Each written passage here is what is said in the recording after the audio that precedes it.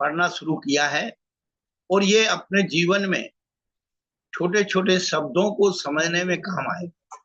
बड़े बड़े शब्दों को तो जब अपन को पूरे कोई पद बनाना हो, छंद बनाना हो, कोई ग्रंथ लिखना हो, तब काम। अरे अपन पढ़ना तो सीखे अभी, लिखना तो बहुत आगे की बात है।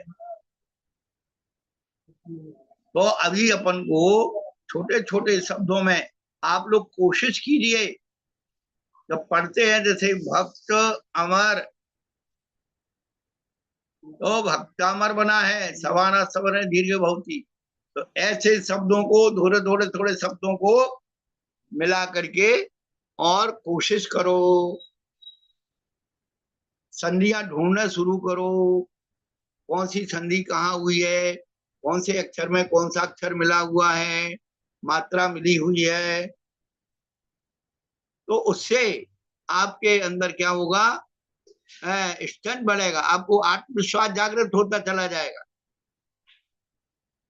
आत्मविश्वास जागृत करने के लिए थोड़े थोड़े शब्द जो है कहीं भी मिलते हैं, तो उनको जो है देख माने व्याख्या में करना चाहिए। जैसे गणित में जोड़ना और घटाना होता है, गुणा और भाग होता है, ठीक इसी प्रकार से व्याकरण में जोड़ना, घटाना, वृद्धि, हानि, ये सब होते हैं। ये वर्ण की गणित है, वो अंक की गणित है। गणित दोनों है। तो ये शब्द जो इसी सब चीजों को अपने मस्तिष्क में रख करके कि हम एक गणित सीख रहे हैं, तो ये बिल्कुल आपको क्लियर होता चला जाएगा। अब अपन जो है संज्ञाओं को ना लेकर के और आगे बढ़ते हैं। संज्ञाएं तो रोज अपन ने इतने दिन पढ़ लिए, अब थोड़ी थोड़ी दिमाग में भी आ गई होंगी, और नहीं आएंगी तो धीरे धीरे प्रसंगानुसार आती भी चली जाएंगी। अपन को आगे भी चलना है, तो अपन जो है प्रकृति भाव संधि को दोहराते।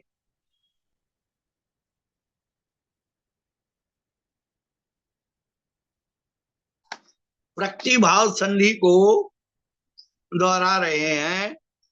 अथ तेषाम सुराणामेव संधि कार्य प्राप्ति उचित पूर्ववत प्रतिभाव उच्यते। अब उन्हीं स्वरों के संधि कार्य प्राप्त होने पर भी उचित पूर्ववत माने ज्यों के त्यों रहते हैं, वह ज्यों प्रतिभाव कहे जाते हैं, यानी उनमें संधि नहीं होती है। तो उन्होंने शब्द दिए कुछ, जैसे अहो आश्चर्यम, नो एही, आ अपेही, ई इंद्रम पश्य, उ उत्कृष्ट, आ एवं। तो इन्होंने कहा ओ दंता, आ ई उ आ निपाता, सुरे प्रकृत्या। अब उन्होंने एक नंबर डला हुआ है टिप्पण का। तो निपात जो है, कौन कौन से शब्द कहे जाएंगे, तो अहो, आहो, उताहो, च, भो हो, हम हो, अथो, इमे, भनो, उदंता, निपाता, अष्टधा स्मृता, अमा।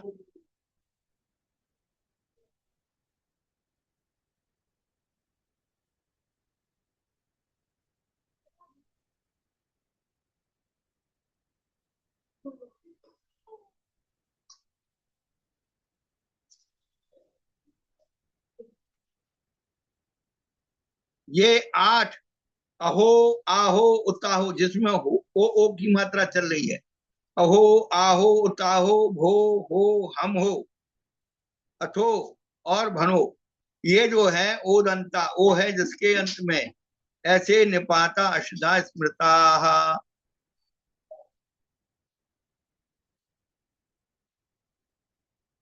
ओदंता निपाता ये हो गई। और आ ई उ आश्च केवला निपाता, ये स्वतंत्र अकेले अकेले स्वर हैं, कौन कौन से? आ, ई, उ, आ।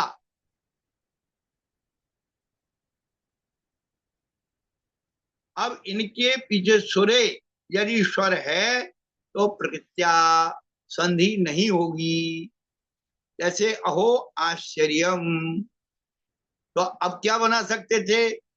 ओकार या उकार से औच्चर्यम बना सकते थे, पर वो नहीं बनेगा। नो यही, आप ही बना सकते थे, बड़ा कर सकते थे, बड़ी कर सकते। इंद्रम पश्य उत्तिष्ठ है, परंतु ये निपात रूप है, इनका संधिकार नहीं है, ये प्रकृति भाव में स्थित। उन्होंने एक वृत्ति दी है, यत लक्षणेन अनुत्पन्नम तत्सर्वम निपातना सिद्धम। जो लक्षण या सूत्र से उत्पन्न नहीं होते हैं, उन सब की निपात से सिद्धि होती है।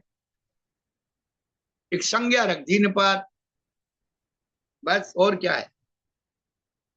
और कुछ शब्द ऐसे हैं जिनके योग में संधि भी हो जाती है और कहीं होती भी नहीं है। तो कहाँ नहीं होती, कहाँ होती है? एक श्लोक आया है, ईसदर्थे क्रिया योगे मर्यादा भी विदुक्षय अंगानुबंधो विज्ञेयो वाक्य स्मरण यो नतु। ईसद अर्थ में, थोड़े अर्थ में, जैसे कु शब्द जो है थोड़े अर्थ में भी आता है और खोटे अर्थ में भी आता है। एक बार हमारे जो है स्कूल में बच्चों को बताया कि कु का अर्थ खराब होता है, सु का अर्थ अच्छा होता है। बच्चा जो है पढ़ करके गया, तो एक दिन उसके घर में उसके जीजा जी आए, तो माँ कहने लगी उसकी, आओ कुंवर साहब, आ कुंवर साहब। तो बच्चा कहने लगा, मम्मी कु नहीं लगाते हैं, कु खराब होता है, सु लगाते। तो अर्थ का अनर्थ कैसे हो जाता है? प्रसंगानुसार। तो हमें ऐसी व्याकरण नहीं पढ़नी है, व्याकरण व्यवस्थित पढ़नी है, जिससे हमारे जीवन का उत्थान हो, हमारी भाषा का उत्थान हो, बड़े बड़े ग्रंथों के रहस्य को हम समझ सकें। इसलिए व्याकरण को समझना जरूरी है। तो ईषद अर्थ है, जैसे आ उष्णम, आ माने थोड़ा, उष्ण ने गरम। तो कहते हैं ना, थोड़ा गुनगुना पानी चाहिए, तो उष्णम। तो ऊ वर्णे ऊ लग गया, ये हो गया ईषद अर्थ में। आप श्लोक को ध्यान में रखो, श्लोक के एक एक क्रियापद पर उन्होंने दृष्टांत दिया है। तो क्रिया के योग ईषद अर्थ में संधि हो जाएगी, क्रिया के योग में आ एही, यहां तो संधि हो गई, एही बन गया।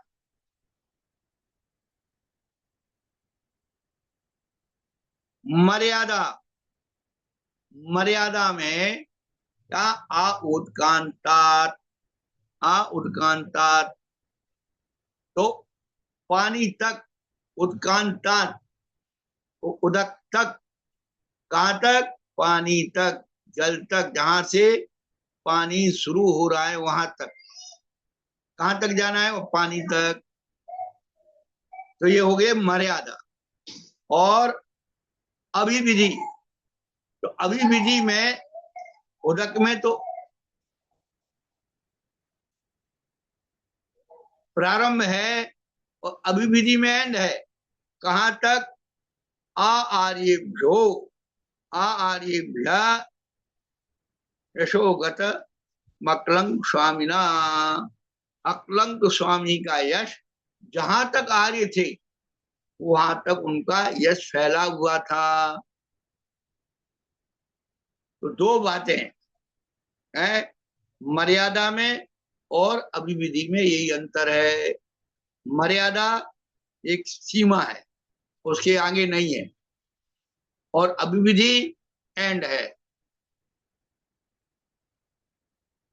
कल हमने एक संकेत में बताया था दार्शनिक की बात कि बौद्धम शरणम गच्छामि और धम्मम शरणम पव्वज्जामि। धम्मम शरणम गच्छामि और धम्मम शरणम पव्वज्जामि। तो गच्छामि स्टार्ट और पव्वज्जामि एंड। आप जा रहे हो और कोई रास्ते में काम मिल गया, कुछ हो गया, तो आपका लक्ष्य नहीं होगा पूरा। और यहाँ पर लक्ष्य पूर्ति, पव्वज्जामि प्राप्त होता हूँ, प्रवृत्त होता हूँ, दो अर्थ है।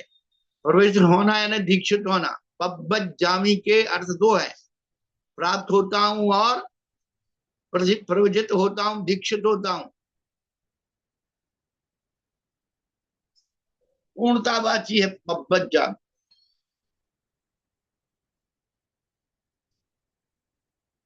वाक्य आ एवं किल मनुष्य और स्मरणे आ एवं किल तत्। इस प्रकार से इनमें वाक और स्मरण अर्थ में संधि नहीं होगी। वाक स्मरणे यो न तू। अब इनका अपन को अभी काम नहीं है, लेकिन फिर भी इनको समझना जरूरी है। फिर क्या किया? अंत ग्रहणम अकारादि नाम केवलार्थम। ओत अंत, ओ ओत अंत। तो अंत शब्द जो दिया ना, ओ और अंत, तो अंत शब्द में जो आ ई उ आ, ये अकेले अकेले को ग्रहण करने के लिए दिया था, ओदंत। अब कभी ये तऊ माले इमे इति स्थिति। थोड़ी सी व्याकरण अपन ने बचपन में तो पढ़ी थी, है तो द्विवचन। तो जैसे द्विवचन में क्या है? कवि, तो इकारांत है, छोटी ही है कवि में, या उसके रूप चलेंगे तो कवि कवि कवयः, तो द्विवचन आ गया। और ये तऊ, इसी प्रकार से माला माले मालानी, तो ये द्विवचन हो गया। तो इसमें क्या होगा? अनभूतम द्विवचनम स्वरे परे प्रत्यातिष्ठति।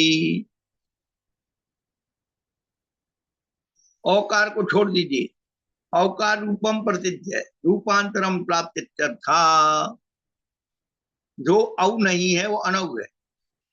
उनके जैसे पुरुषा पुरुषौ, तो वहां तो औ आ गया, वहां की बात छोड़ दीजिए। जो औकार को छोड़ करके द्विवचन है, उनमें द्विवचन के सुरे परे प्रति ठंडी संधि होगी। लेकिन अपवाद नियम भी है। मणिवादीनाम वा, मणि में प्रारंभ मूल पद है छोटी ही वाला, मणि मणि मणयः, तो द्विवचन मणि का रूप बनेगा मणि मणि मणि मणयः, ये द्विवचन हो गया। तो मणिवादी नाम वा संदर्भ होती। तो बा माने विकल्प, एक बार संधि होगी भी और एक बार नहीं भी होगी, दो रूप बन गए। तो मणि एव मणिव, तो मणि एव भी रह गया और मणि बनन। जमपति एव जमपति। अब उन्होंने कहा अम के अप्रतिष्ठिता। इस सब पद को सिद्ध करने के लिए बहुत सारे सूत्र लगना है, और ये उलझा हुआ सूत्र है। हम इसको ज्यादा, केवल आपको ये देख बताना है पहली बात तो कि शाका ना साको दशा, हम के अतिष्ठा ये पद दिया है, तो अमुक पद को सिद्ध करने के लिए बहुत सारे सूत्र लग रहे हैं। इसीलिए इसको ये आपको उलझाएंगे नहीं। इसके जो है आदर्श आदि रूप जो है आगे लिंग प्रकरण में चलेंगे। तो ये अपवाद सूत्र है, इसको बिल्कुल अपन इसमें उलझ जाएंगे तो बहुत सारे वितंडावाद के, ये क्यों आया, वो क्यों नहीं आया, वो क्यों आया, कम से कम इसमें 8-10 सूत्र लगे तब ये पद की सिद्धि हुई।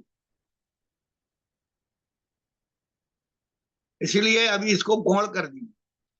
आखिरी में जब अपन द्वारा तिबारा पढ़ेंगे तब आपको बहुत सारे शब्द बता करके एक परिचय हो जाओगे, तो फिर आपको थोड़ा थोड़ा समझ में आने लगे।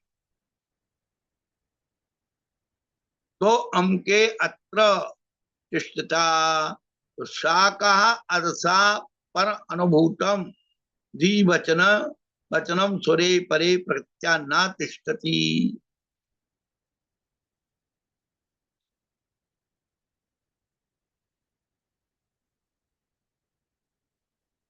पहले तो अदस शब्द की सिद्धि की है, और अदस शब्द को जो अक जो है प्रत्याग करके और बहुत सारा इस शब्द की सिद्धि करके अदस शब्द बनाए। तो अम के अदस से अम के शब्द बना है, तो ये तो परालूप।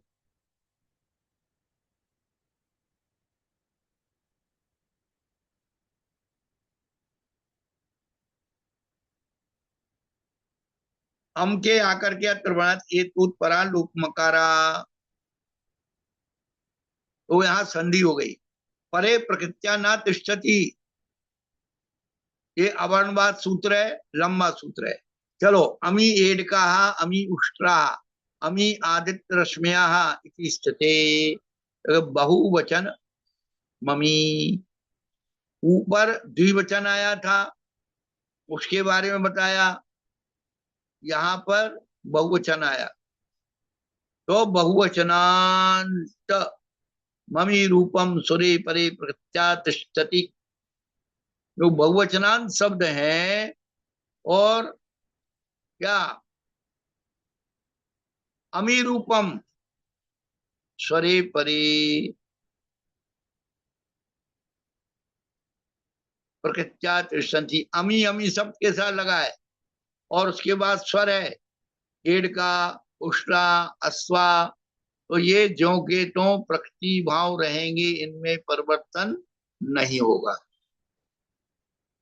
अब आगच्छ भो देवदत्त अत्र, उत्तिष्ठ भो यज्ञदत्त इह, आयाहि भो विष्णुमित्र इह इति स्थिते। अब आप देते देवदत्त के बाद 3 का अंक लिखा है, यज्ञदत्त के बाद 3 का अंक लिखा है, विष्णु मित्र के बाद 3 का अंक लिखा है। तो ये लिपिकारों ने ऐसा बने जो क्या बोलते कंपोज करने वाले लोगों ने 3-3 लिख दिए। इसलिए जो है पुलुत कहलाते हैं, इसको खींचा जाता है। अभी नीचे एक श्लोक आखिरी में आने वाला है।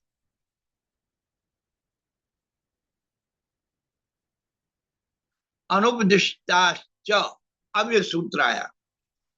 क्या ये सूत्र अनुपदिष्टाश्च आया 66 नंबर का। क्या कहा, अक्षर समामनाये अनुपदिष्टा उलता सुरे परे प्रकृत्या तिष्ठन्ति। अब अक्षर समन्वय में अपन ने क्या पढ़ा था, अक्षर वर्णाम समन्वय अनादिकाल से प्रसिद्ध है, और आखिरी सूत्र पढ़ा था लोकोपचारात ग्रहण सिद्धि। तो जो नहीं कहे गए हैं उनको भी शब्द को ग्रहण करना है। तो यहाँ अनुपदिष्ट संज्ञा बनाई गई। अनुपदिष्ट जिन्हें नहीं कहे गए हैं, अनुपदिष्ट में कौन सी फुलत संज्ञा बनाई, संज्ञा कौन सी आई, नई संज्ञा। जैसे छुट्टी थी, शाढ़िया बनाए थे, छुट संज्ञा बनाई थी। अभी बहुत सारी संज्ञाएं बनाई, लेकिन वहां केवल थोड़े सूत्र में संज्ञाएं जो आपको काम चलाने के लिए वो बना दी थी। अब जो काम में और विशेष रूप से आने वाली अंतर्गत, जैसे एक अध्याय के अंदर उपाध्याय भी होते हैं, आख्यान के अंदर उपाख्यान भी होते हैं। उसी प्रकार से पढ़ते पढ़ते सूत्रों के अंदर अनेक प्रकार की संज्ञाओं को प्रसंगानुसार बनाया जाता है, लाया जाता है, सिखाया जाता है। तो आपको ये करना है कि जो नहीं कहे गए हैं ऐसे पुरुष स्वर जिनको खींचा जाता है उनके भी प्रतिभाव होता है, यानी ज्यों के त्यों रहेंगे। आगच्छ भू दत्त अत्र, तो दत्त को खींचना पड़ता है। जगदत्त यह, विष्णु मित्र यह, ऐसे उच्चारण होंगे। लेकिन सुश्लोक इति ये अपवादित सूत्र होगा। तो कहते नेतौ ना इतो, इति शब्द परे, क्या सुश्लोक इति, इति स्थित। तो श्लोक को खींच लीजिए, श्लोक इति। तो यदि अपन जो है पुलुत तो करेंगे ही करेंगे, लेकिन संधि कार्य का निषेध नहीं। तो का में आ है और इति है, तो क्या बन जाएगा? अवर्ण वर्ण ए बन जाएगा। तो क्या बन गया? अहो सुश्लोकेति, इति को ई का ए बन गया और का में मिल गया तो केति बन गया, श्लोकेति। तो पुलुत होते हुए भी अवर्णवाद इति, देखो पर्टिकुलर शब्द इति के साथ लगाना, स्वर नहीं रखना वहां पर। क्या कह रहे हैं? पुलुत शब्द पुलुतस्य इति शब्द परे, पर्टिकुलर इति शब्द के लिए आया, ये ध्यान रखना। यहाँ स्वर नहीं मान करके इति पद लेना है पूरा।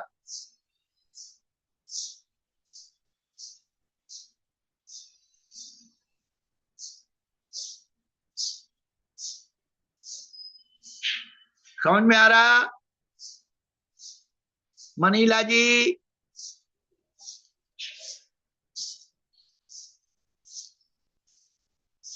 ये पर्टिकुलर शब्द के लिए आया है इति शब्द। इसमें सूत्र नहीं दिख रहा जी, ये प्रिंट में थोड़ा सा सूत्र दिख नहीं रहा। नेतौ शब्द है, नेतौ ना इतौ। नेतौ, हाँ, तो संधि विग्रह ना इतौ, इति शब्द के रूप चल गए, इतौ कर दिया है, इति इतौ। जब सूत्र बनाया, हाँ, अपन को एक वृत्ति में दिया पुलतस्य इति शब्द परे, पुलतस्य इति शब्द परे।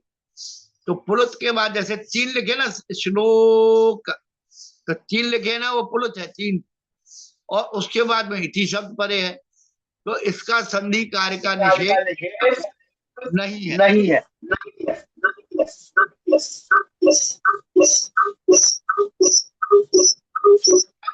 समझ में आ रहा है? हाँ महाराज जी, थोड़ा थोड़ा। आज थोड़ा ही समझना, ज्यादा समझोगे हमें समझाने लगोगी फिर तो। नहीं महाराज जी, नहीं, हमें मालूम है सब महाराज जी यही कहते हैं। ये महाराज जी ये बताओ, जी सुश्लोक में 3 लिखा हुआ है महाराज जी, इसको क्या पढ़ना है? धीरे पढ़ना है पुलुत करके, इसे पुलुत का चिन्ह लिख दिया है। वैसे 3 एस बनना चाहिए। क्या बनना चाहिए? एक का 1 एस बनता है, 2 के 2 एस बनते हैं, और 3 जो पुलुत होता है उसके, जैसे आप लोग राग खींचते हो ना संगीत में, ओ अभी बता रहे हैं इसको श्लोक के द्वारा। दूरात दाभानने गाने रोदने च पुलतास्ते लोकता सिद्धा। ये पुलुत कहाँ होते हैं? दूरात आह्वानने, दूर से बुलाने वालों भैया है, गाने रोदने, रोदने हो गया। और तो दूर से बुलाने में, गाने में और रोने में 3 जगह पुलुत होते हैं साहब, है। कहते क्या राग। नमस्ते महाराज जी। हाँ, आगे समझ में महाराज जी। अब आ गया, धीरे धीरे आएगा। हम सब एक दिन में बता देंगे तो घर में कौन पूछेगा। जितने सेंटर वाले हैं उनका एक मोह होता है सिलेबस कि आज इनको इतना ही बताना है, उससे आगे नहीं बताएंगे। और वो आप देख लीजिए कि वो सारी पढ़ाई 2-3 दिन में पूरी हो सकती, लेकिन वो एक हफ्ते में कराते हैं। इसीलिए कराते हैं कि एक दिन में बताए तो चेला भग जाएगा। तो कुछ हमें भी सीखना पड़ेगा आप लोगों के साथ। फिर भी हम आपको, ये हमारा कोई वो नहीं है, हमारा उद्देश्य है आप लोगों को कुछ समझ में आना चाहिए, शब्द की महत्ता पैदा आपके जीवन में होना चाहिए। तो उन्होंने श्लोक दिया, एकमात्रो भवेद् दृश्यो द्विमात्रो दीर्घ उच्यते त्रिमात्रस्तु प्लुतो गेयो व्यंजनम चार्धमात्रकम। अष्ट प्रवचन मात्रिका, हमारे जैन सिद्धांत में अष्ट प्रवचन मात्रिका है। 5 समिति, 3 गुप्ती। ये जगन्य ज्ञान बकुश मुनि के होता है, केवल इतने ज्ञान से उसका कल्याण होता है। और आचार वस्तु प्रमाण, उससे भी छोटा ज्ञान होता है,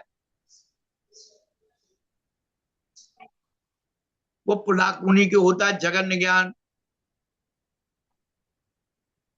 अब आचार वस्तु प्रमाण क्या है? तो जो गुरु ने कहा उतने आप स्वीकार कर लो, उतने में कल्याण होगा, दुनिया के पढ़ने की जरूरत नहीं।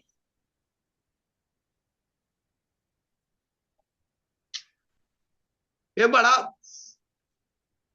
आपको सैद्धांतिक चीजें बता रहा हूं।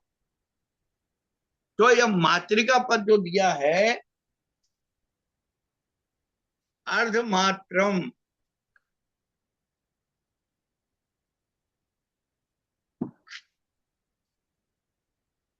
तो ह्रस्व की 1 मात्रा होती है, दीर्घ की 2 मात्रा कही जाती है, और उसकी 3 मात्राएं होती है, इसलिए 3 लिखा है वहां।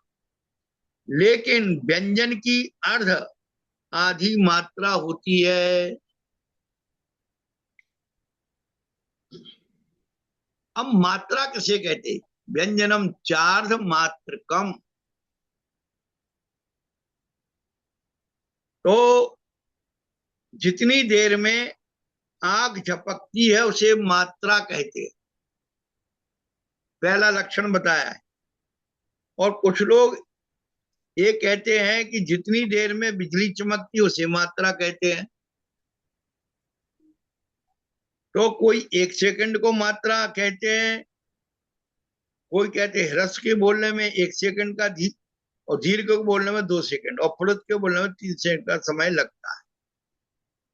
तो आपको एक बात बताना चाहते, मात्रा पद जो आया है, एक मात्रा भविष्य, तो जो हमारे 14वें गुणस्थान का काल है, कौन बताएगा 14वें गुणस्थान का काल?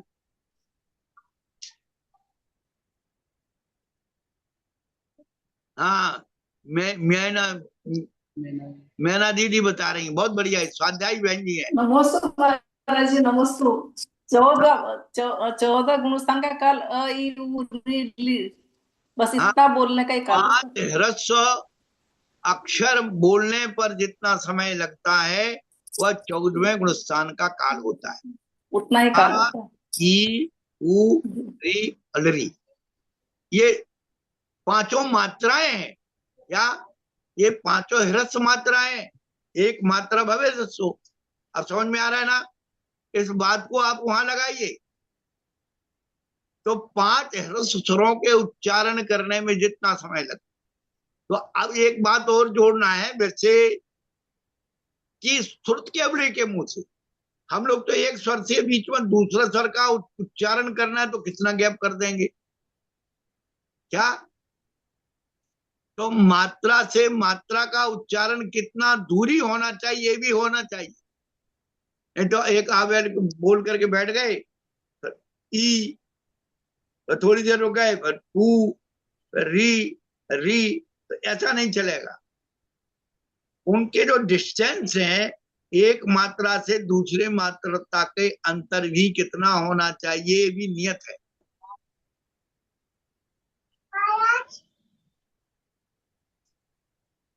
तो मात्रा के बारे में, हाँ, अभी नहीं, अभी नहीं, कल मिलेगा कल। तो ये चीजें जो है इनका भी अपन को ज्ञान होना चाहिए। तो एक मात्रा, मात्रा का मतलब है उच्चारण करने में जितना समय लगता है।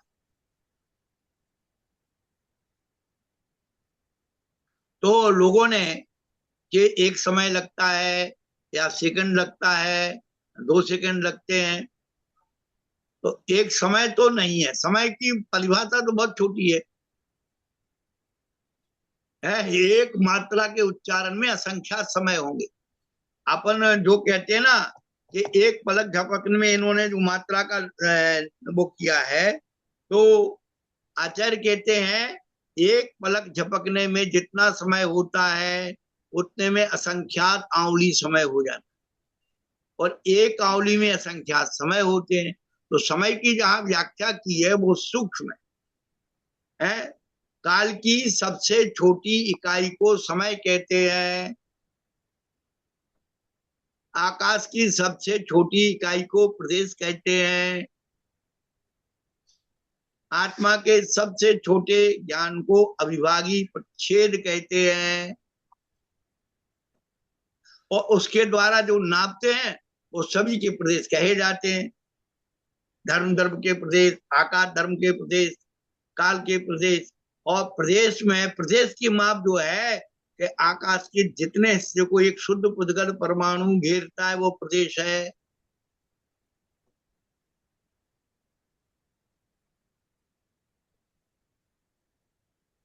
तो इस प्रकार से ये प्रतिभाव संधि का पूर्ण हो गया। तो एक मात्रा ह्रस्व गिनी जाती है, 2 का दीर्घ गिना जाता है, 3 मात्रा का पुरुष जानना चाहिए, व्यंजन की आधी मात्रा गिनी जाती है। इसलिए जहां अपना छंद विज्ञान होता है वहां पर वर्णों की गणना है, वर्णिक छंद और मात्रिक छंद। तो जहां मात्राएं गिनी जाती हैं वो मात्रिक छंद होता है, और जहां वर्ण गिने जाते हैं वहां पर वर्णिक छंद होता है। और वर्णिक छंद में गण बनाए जाते हैं,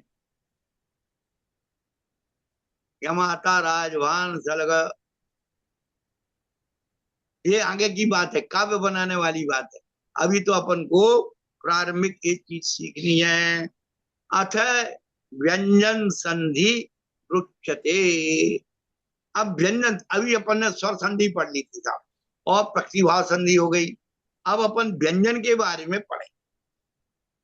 तो उन्होंने पहले स्थिति दी है कि आपको समझना क्या है, किन अक्षरों से समझना है, उनके दृष्टांत दिए जिनको सिद्ध करना है। वाक अत्र, वाक जयति, अच अत्र, अच गच्छति, षड अत्र, षड गच्छति, तद अत्र, तद गच्छति, ककुब आस्ते, ककुब जयति। अब आपको वही दृष्टांत आमने सामने वाले शब्दों को रखना है। वाक में का और अत्र में अ। अब क और आ सामने, और वाक में का और जयति में जा आमने सामने। तो जितने भी वर्ग थे, 5 वर्ग के 2-2 रूप बना करके उन्होंने दिए। जैसे का के साथ स्वर भी है और व्यंजन भी है, जयति में जा है और अत्र में आ है। अब कवर्ग का पहला पहला अक्षर हो गया, और चवर्ग का वो स्वर भी है और गच्छति का गा भी है, व्यंजन भी है। उसी पर टवर्ग का टा भी है, स्वर्ग भी है और व्यंजन भी है। तवर्ग का टा भी है और अत्र का आ स्वर भी है और गच्छति का आ व्यंजन भी है।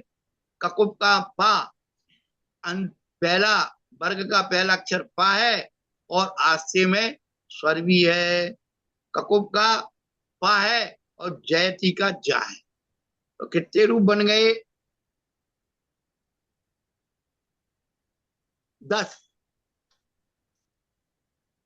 तो पहले पहले तो व्यंजन है, कबर कबर कबर्ग चबर्ग टबर्ग तबर्ग पबर, ये समझ में आ गए। उसके सामने स्वर भी है और व्यंजन भी है। पहले अपन को ये समझना है कि सिद्ध क्या करना है। यही समझ में नहीं आया तो अपन कुछ नहीं सिद्ध कर पाएंगे। अब जो है इन शब्दों को सिद्ध करने के लिए सूत्र बना रहे हैं।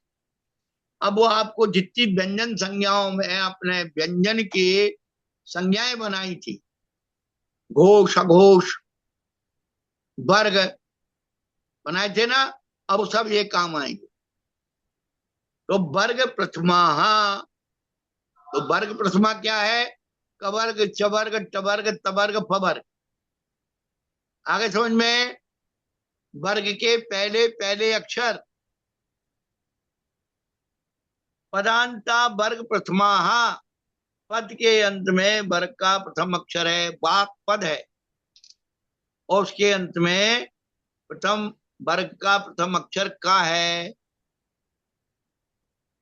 और उसके सामने क्या हो? सुरेशु भूतवत्सु च परेशु,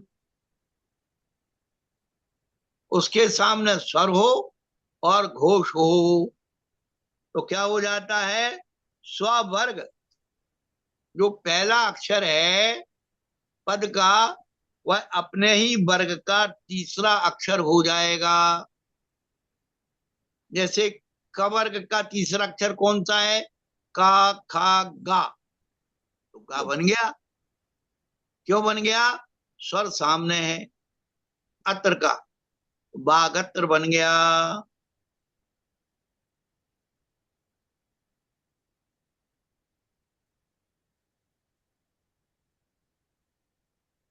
और घोष कौन थे? घोष बंतों ने तृतीय चतुर्थ पंचम अक्षर वर्ग के ये घोष थे। तो गा कौन सा है?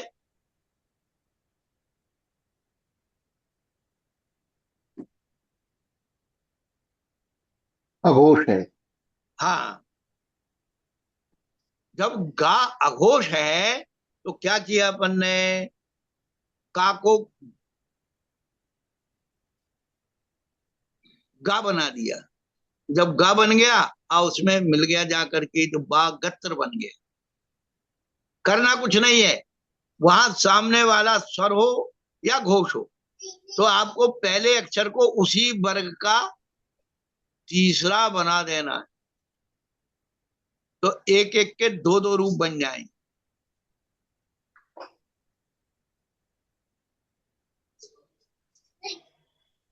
तो भागत्र भी बन गया, और वाग जयति, वाक जयति जा तीसरा अक्षर है, चा छा जा। तो का जो है तीसरा अक्षर बन गया, का खा गा बन गया। अपने वर्ग का बनेगा, ध्यान रखना। जो का है वो अपने वर्ग का तीसरा बनेगा, जैसे चा है वो अपने वर्ग का तीसरा बनेगा। ये ध्यान रखना है, नहीं तो तुम सामने वाले का वो कर दो कबाड़ा। तो वर्ग का जो प्रथम अक्षर है उसके सामने स्वर या घोष आ जाए तो अपने वर्ग का वह तृतीय हो जाएगा। केवल ये अपन को ध्यान में रखना है। तो जो वाक और अच अत्र, तो चा का क्या हो जाएगा? चा छा जा बन जाएगा, और जा बन करके उसमें मिल जाएगा तो अजत्र बन जाएगा। अच गच्छति में तो क्या बन जाएगा? वही बनेगा, चा छा जा बनेगा।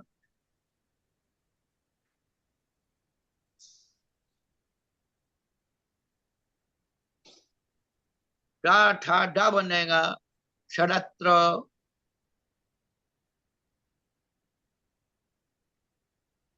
तवर्ग में ता था दा बनेगा, तदत्र। ये बहुत प्रयोग में आता है, ता को दा बनाने वाला सबसे ज्यादा आता है। हाँ, ये ध्यान रखना।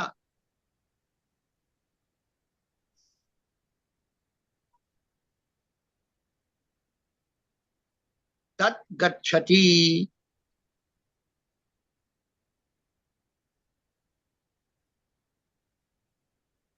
तत् गच्छति। कको आसते, तो पा फा, पा फा बा, तो ककुब, ककुब आसते। और ककुब जयती, तो पा की जगह बा बन गया, बकरी का। बस ये एक एक के दो दो रूप बने।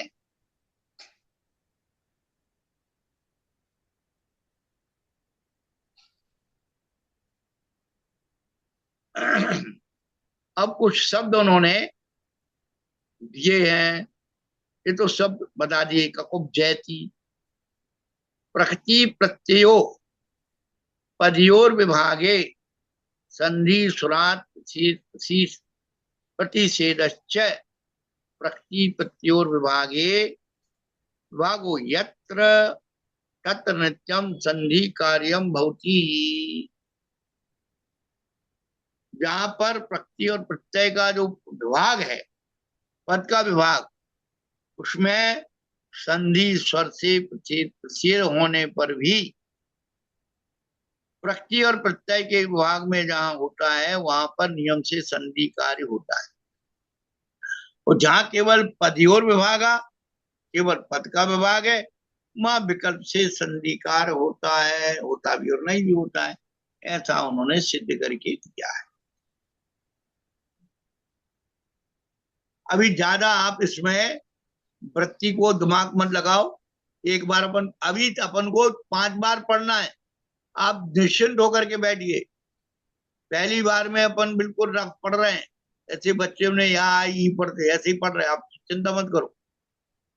अब आपको शब्द दिया जा रहा है वाक्मति, अच मात्रम षड्मुखानि तन्नयनम ततो मिनोति इति द्वि स्थिते।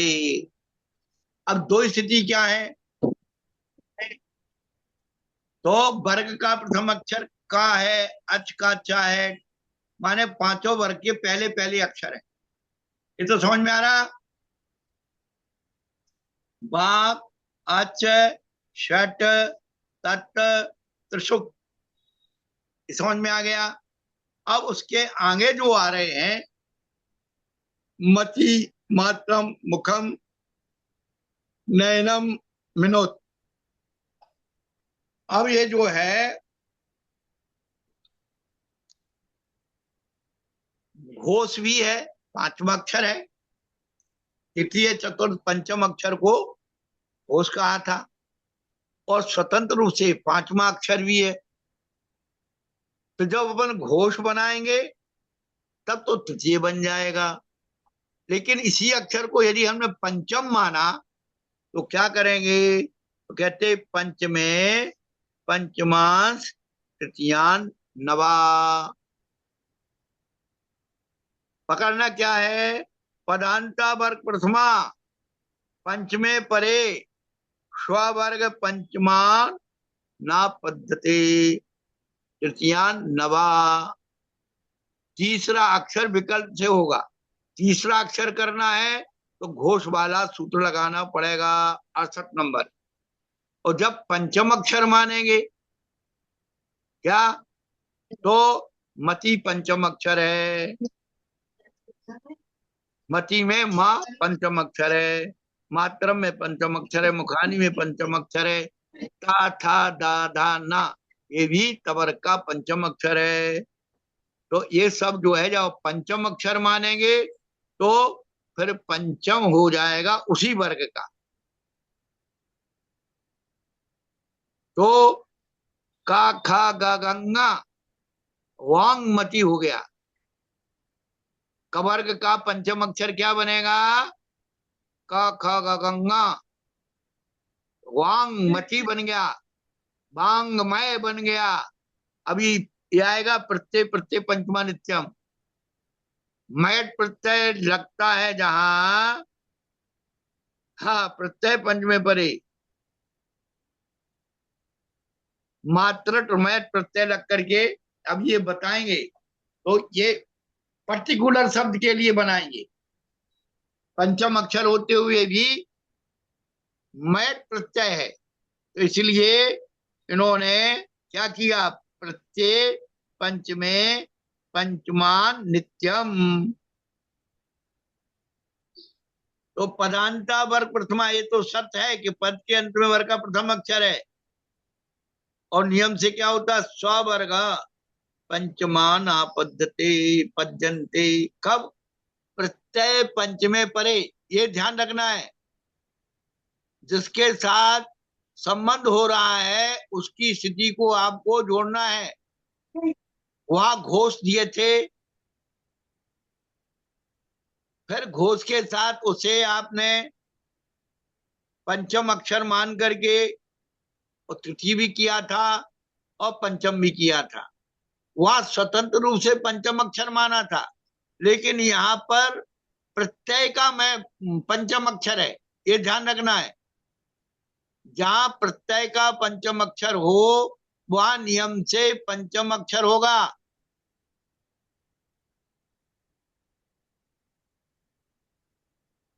तो मात्र प्रत्यय है, मैट प्रत्यय है,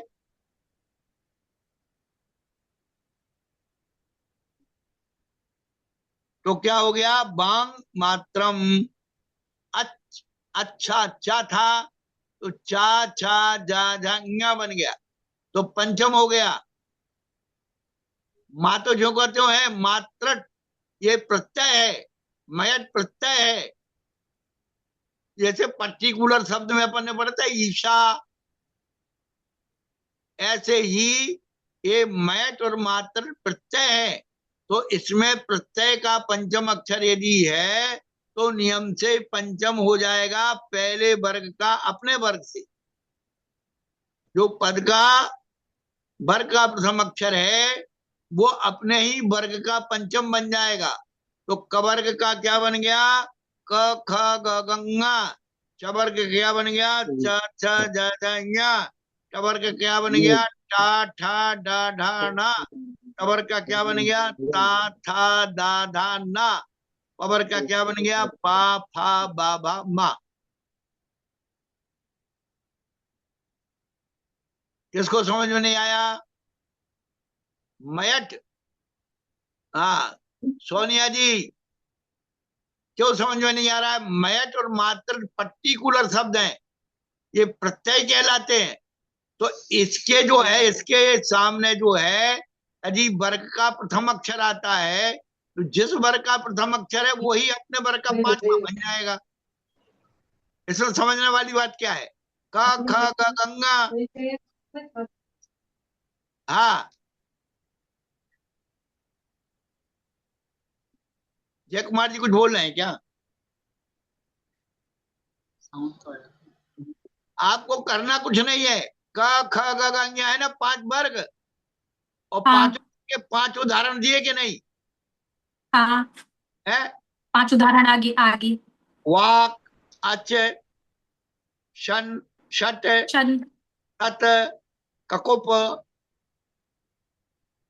अब इनके वो जो पहला वर्ण है वो अपने वर्ण का उसका 5 क, हो जाएगा है? जो उसमें वाक में क है। हाँ, तो वर्ग का पहला अक्षर हो गया। हाँ, क अब वर्ग का। उसके हाँ, अब उसके सामने क्या है? मैट प्रत्यय, मात्र शब्द है मैट से बना है। अच्छा मात्र और मैट, तो मात्र प्रत्यय है, मैट प्रत्यय है, ये पर्टिकुलर शब्द है, आप उसको बात को समझो। अच्छा। तो सूत्र कह रहा है कि प्रत्यय पंचमे परे, शब्द लिखा है ना, जो प्रत्यय पंचमे परे, प्रत्यय का पंचम अक्षर बाद में होने पर। तो मात्रा में मात्र पंचम अक्षर है, मैट में पंचम अक्षर है, ये घोष भी है। पर यह घोष ना मान करके इसे प्रत्यय का पंचम अक्षर माना, ये मान लो आप। घोष मानोगे। ठीक है, हाँ ये प्रत्यय का पंचम अक्षर है। हाँ। अब ये प्रत्यय जब आगे पढ़ाए जाएंगे तब तो आपको लगेगा, अपन तो एक उदाहरण ले लिया।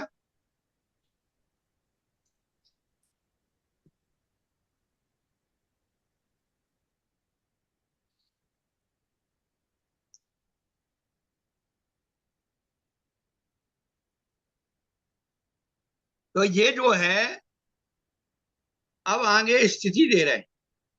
वाक शूरा अच्छेषा षट्क्ष्यामा तत्श्वेतम श्रुतम इति स्थिति। अब जो है अपन ने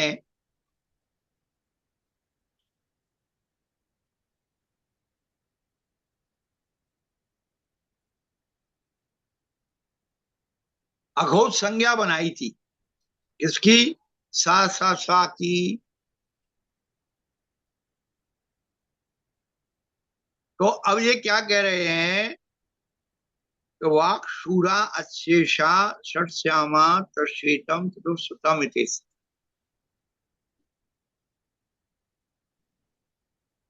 वैसे जा रहा है वो अघोष संज्ञा में, लेकिन वहां अभी अघोष संज्ञा से मतलब नहीं है, पर्टिकुलर सकार से मतलब है। सूत्र जो कह रहा है वो अपन को समझना है।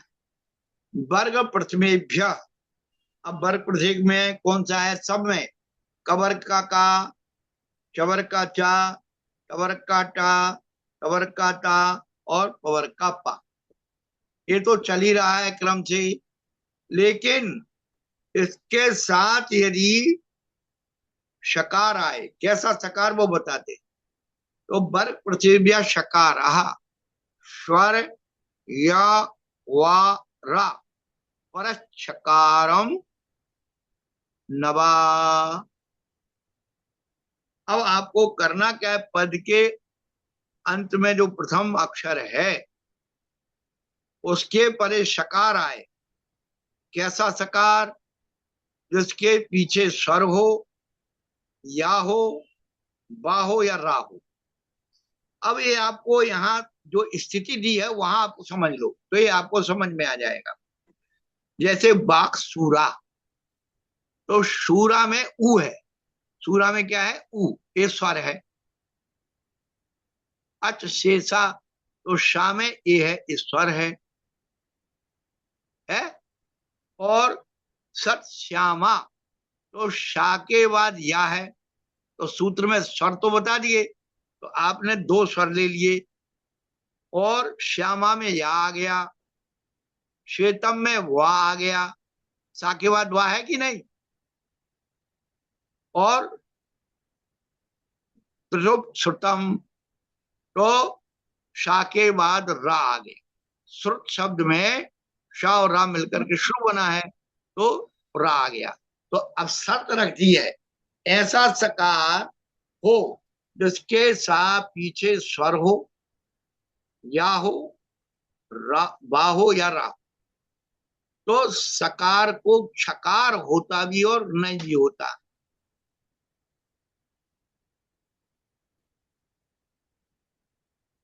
तो पहले तो आप जो होता है वो बना लो। तो पहले स्वर तो ज्यों के त्यों रहे, क्या, जो व्यंजन थे वाक, अच, शट, तट और त्रिशुप। अब इनमें जिसमें परिवर्तन आएगा उसमें अलग से बताएंगे, परंतु पहले ये आपको ये ध्यान रखना है। जैसे वाक छूरा, तो सा को क्षा बन गया,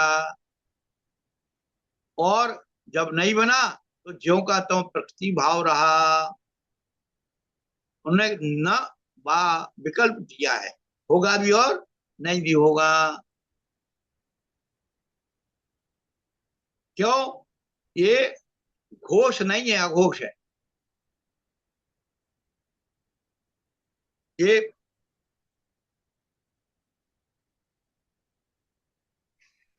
और तो ये दो दो रूप बने, वाकशूरा वाकशूरा, अच्छेशा अच्छेशा, षट्श्यामा षट्श्यामा, तच्छैतम तच्छैतम, तदुपश्रुतम तदुपश्रुतम।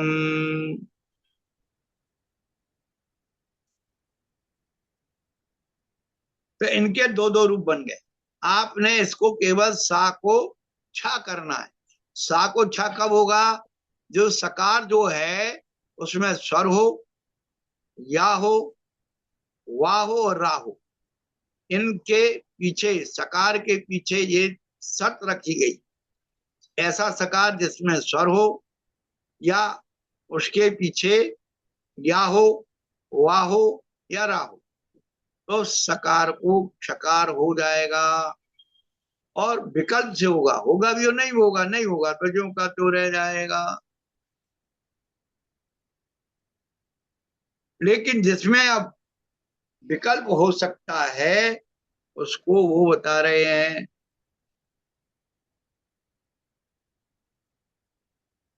तत् सुलक्षणम तत् शमशानम इति स्थिते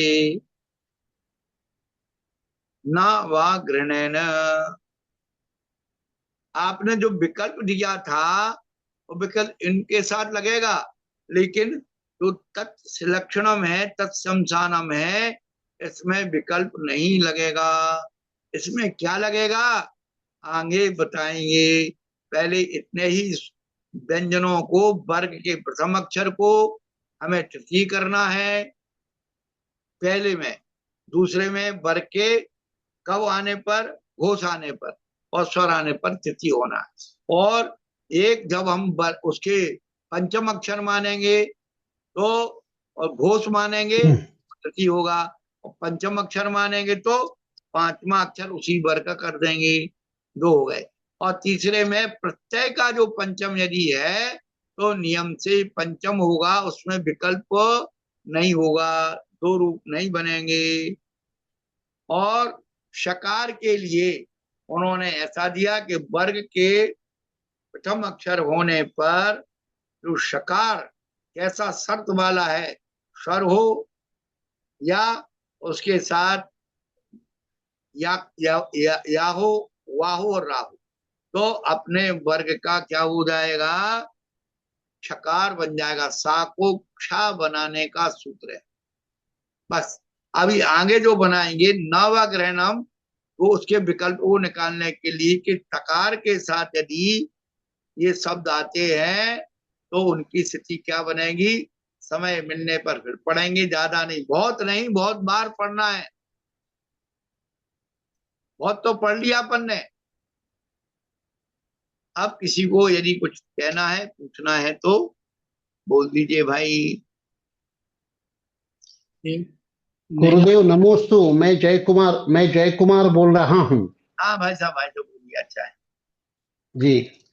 आपके अध्ययन के संबंध में मैंने जानकी प्रसाद द्विवेदी जी को चर्चा, बहुत प्रसन्न हो रहे थे। जानकी प्रसाद जी को जानते हैं ना आप? नहीं भैया, हमारा किसी विद्वान से कोई संबंध नहीं। असल में जानकी प्रसाद द्विवेदी जी बनारस के कातंत्र के बहुत बड़े मूर्धन्य विद्वान हैं। उनके 6 भाग मेरे पास हैं कातंत्र के। हाँ नहीं, उनके भाग तो 18 है महाराष्ट्र। अच्छा अच्छा, अभी हमारे पास खास करके उनके निबंधावली भी बहुत बड़ा है और वो पूरे विश्व के माने हुए कातंत्र के मूर्धन्य विद्वान हैं। और मैं उन्हीं के निर्देशन में डिलीट कर रहा हूं प्राकृत संस्कृत व्याकरण को लेकर के। इसी में सौभाग्य मेरा खुल गया और आपका ये क्लासेस शुरू हो गया, बड़ी प्रसन्नता हुई। उन्होंने एक बात और निवेदन की है,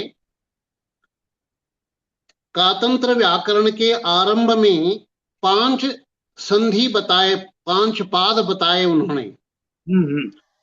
5 पादों में संज्ञा संधि, स्वर संधि, व्यंजन संधि, इस तरह से पाद बनते बनते प्रकृति भाव संधि को उन्होंने कहा।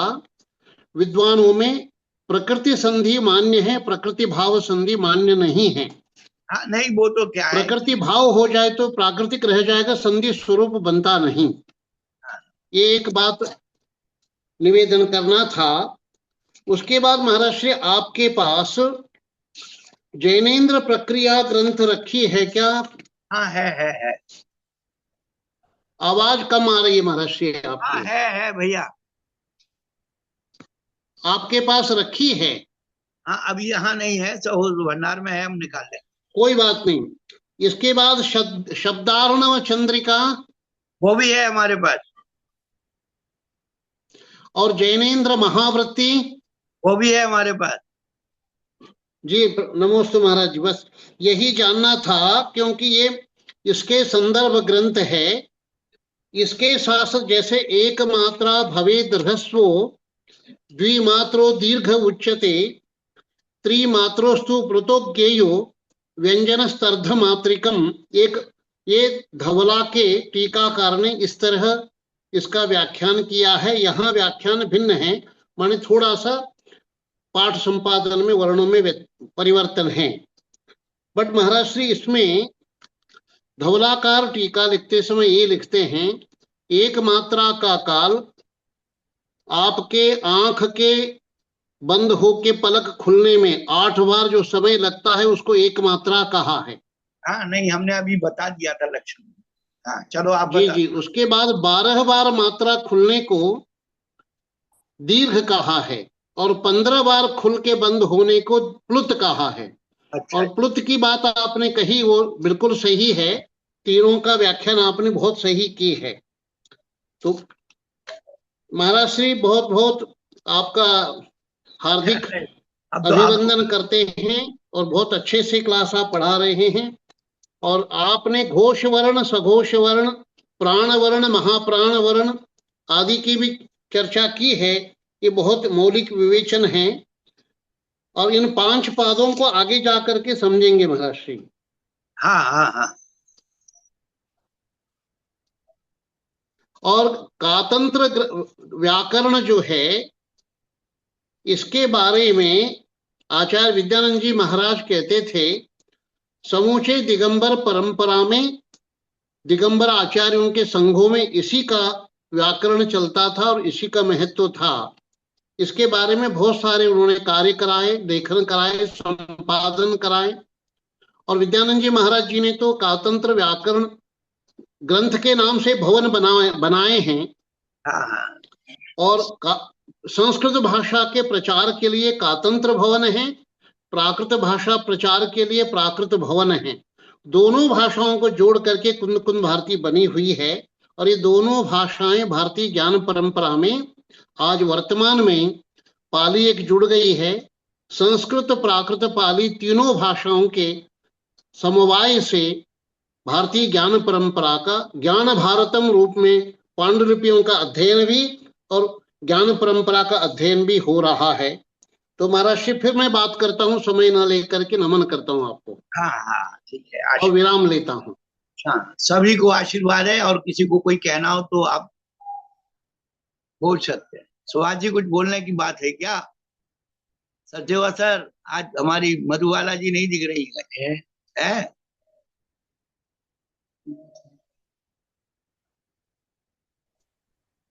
शुरू में तो दिखी थी। हाँ सोनिया जी बिल्कुल बंद कर दिया। नमोस्तु गुरु महाराज।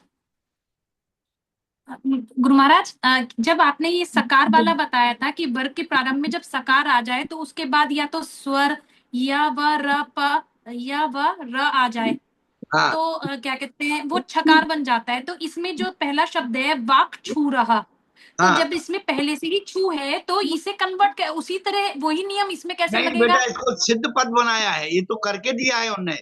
ये आपका 70 अच्छा, नंबर ये करके में सिद्धि करने के लिए दिया है। वाक शूराहा, अच्छेषा, षट श्यामा, तत्क्षेतम। था ये वही शब्द, था ये वही शब्द। हाँ, पर उधर जो है सा को अच्छा बनाया। नमोस्तु गुरु महाराज। हाँ, इसलिए हम ये बताएं कहाँ लिखा है और क्या लिखा है, ये देखो पहले। देखिए बेटे इधर आगे आ बढ़ने जाओ। के पहले आपको बताते हैं कि यहाँ वर्ग का पहला अक्षर है और उसके सामने क्या क्या है। हाँ भाई सुभाष जी। ठीक है। हाँ जी महाराज श्री। हाँ महाराज श्री नमोस्तु हाँ, नमोस्तु आशीर्वाद नमोस्तु। आशीर्वाद आशीर्वाद। आज परम श्रद्धेय हमारे जय कुमार जी को भी बहुत बहुत धन्यवाद, बहुत बहुत नमस्कार। आपने भी हमारा बड़ा अच्छा मार्गदर्शन किया श्री जय कुमार जी ने। हमें तो ये मालूम नहीं था कि एक मात्रा में कितना समय लगता है और दो मात्राओं में कितना समय लगता है। हमारी अच्छी ज्ञान वृद्धि की, तदर्थ उनका हम अतिशय धन्यवाद करते हैं। महाराज जी, सबसे बड़ी बात तो ये है, मैं एक बात कहना चाह रहा था। हमारे एक महानुभाव कह रहे थे मुझे बहुत कम दिखाई देता है, परंतु मैं सुनता पूरा हूँ। मैं इस बात अरे की कल भी बात चर्चा कर रहा था। हाँ हमारे यहाँ आपने भी कहा था कि बहुत सुंदर बात बताई थी आपने कि विधाता ने हमें सुनने के लिए दो कान दिए क्या और बात है। बोलने के लिए केवल एक ही मुख दिया, है ना। आपने ये जो बात बताई थी वो इतनी कीमती बात बताई है आपने, कहते विधाता ने हम पर इतनी कृपा की। हाँ तो उस नाते से हमारी परंपरा में, भारतीय परंपरा में बहुशुद्ध परंपरा रही है। बहुपठित हाँ से अधिक महत्व दिया गया बहुशुद्ध परंपरा को, हाँ हाँ इसलिए वो विद्वान अधिक माननीय माना गया है जो सुनता बहुत है। हाँ हाँ हाँ जो बहुत सुनता है उस विद्वान को बहुत मान्यता दी गई है। बौद्ध ग्रंथों को पढ़ करके देखिए, वहां बहुपठित शब्द का प्रयोग कम हुआ है, आचार्य बहुशुद्ध शब्द का प्रयोग हुआ है। सुनो सुनो बहुशुद्ध। पंडित जी हाँ हमारे जी हर ग्रंथ के आखिरी में यही बात आता है कि जो भी इस ग्रंथ को पढ़ता है या सुनता है उसका कल्याण होता है। कहीं नहीं लिखा कि जी याद जी करता है कि समझता है कि फलाना करता है। अरे पढ़ोगे सुनोगे तब तो तुम्हें कुछ याद होगा। अब पढ़ोगे ही सुना रहे हमें समझ में नहीं आता, याद नहीं होता है, दोनों शब्द उठा के बांध के रख दो। क्या ना हमें याद हाँ जी करना ना समझना है, दोनों शब्द बांध के रख दो। बिल्कुल। ये दोनों शब्द जो है आदमी को हरासमेंट में ले जाते हैं। अरे ना हमें याद करना ना जी जी समझना है, वो तो पढ़ना है। अखबार में कौन सी चीज आप याद करते हो? वही खबर को 3 बार पढ़ लेते हो और फिर भूल जाते हो। बिल्कुल। महाराज ने गुरु ग्रंथ साहब में कहा है बहुत सुंदर बात। वो कहते हैं, महाराज जी कहते हैं कि गुरु ग्रंथ साहब की बात बता रहा हूँ। पहले उन्होंने कहा कि पढ़िए सुनिए। पहले हम पढ़ रहे हैं बेशक, और सुनने का महत्व ज्यादा उन्होंने कहा है। हाँ सुनने का महत्व ज्यादा है। क्यों? सुनने के क्या होता है कि जो वस्तु सुन ली जाती है वो मस्तिष्क में आ जाती है। मस्तिष्क को परमात्मा ने, और साइंस भी कहती है, अधिक शक्ति दी है। सर इसीलिए सुल्त पंचमी आने वाली है। जी जी जी गुरु महाराज ने उनको सुनाया था, जी जी उनने सुन करके या सुरत परंपरा, इसीलिए पहले सुन करके और अवधारण हाँ जी होता जैसे स्मृति कम होती गई तब लेखन की परंपरा हुई। हमारे जैन जी परंपरा में सठखंडागम ग्रंथ का पहला लेखन हुआ 2000 वर्ष पहले। जी जी बिल्कुल कह रहे हैं, सही महाराज जी। और मैं आपसे एक निवेदन और भी कर रहा था, विशेष जो निवेदन कर रहा था। हमारी दोनों परंपराओं में, चाहे जैन परंपरा हो, चाहे बौद्ध परंपरा हो, सनातन परंपरा हो, चाहे हमारे यहाँ पर कोई परंपरा रही हो, उसके लिए श्रुति शब्द का प्रयोग मिलता है। बस श्रुति, वेद भी बाद में आया हमारे यहाँ। हाँ हाँ गुरु पाठात अनुश्रूयते यासा श्रुति ही।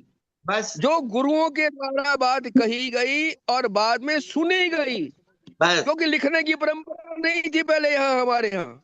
इसलिए हमारे बोलते कि मस्तिष्क वेद इतने वेद किसी ने लिखे नहीं है। हाँ जी, हमारे यहाँ सुनने की परंपरा इतनी समृद्ध थी, मस्तिष्क इतने शार्प थे हमारे लोगों के पहले, तत्काल सुन करके मस्तक में रख लेते थे। धीरे धीरे क्या हुआ कि मस्तिष्क की शक्ति कम होती चली गई, ये बुद्धि कैसे कम मलिन हुई? होती गई। विषया शक्ति, कषाय और विषया जी शक्ति से मस्तिष्क की शक्ति कम होती है, ये बिल्कुल लिख करके रख लो। जी जी और काल के व्यवधान से और इस कारण और भी अनेक कारण हैं जिनके कारण से बुद्धि की मलिनता होती चली गई और ये युग आ गया कि लिखना प्रारंभ हो गया।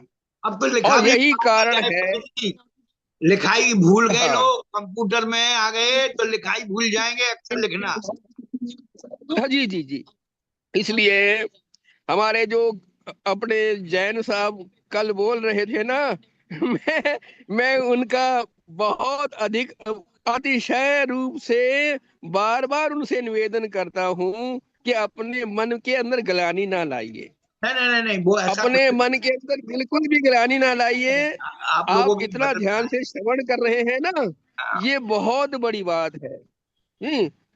तो जय महाराज ने जिनेन्द्र। कहा सुनिया मनिया मन कीता पाओ अंतर्गत तीर्थ मल नाओ।